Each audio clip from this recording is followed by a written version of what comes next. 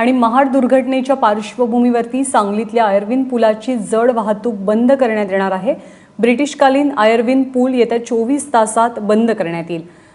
सांगली जिल्ह्यातल्या महत्त्वाच्या पुलासंदर्भात जिल्हा समितीची एक बैठक झाली आणि बैठकीमध्ये सर्व पुलांचं स्ट्रक्चरल ऑडिट केलं जाणार असल्याचं जिल्हाधिकाऱ्यांनी स्पष्ट केलेलं आहे।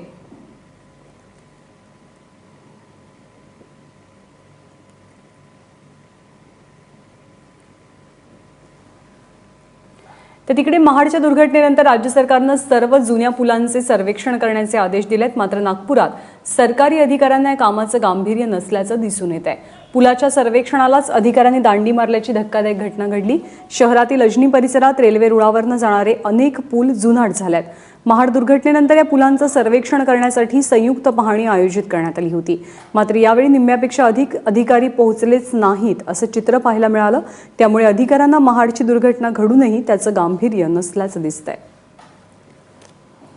या पुलाची पाहणी यासाठी केली आपण की तो पूल जुना झालेला आहे, त्यामुळे त्याची काय परिस्थिती आहे ती पाहावी।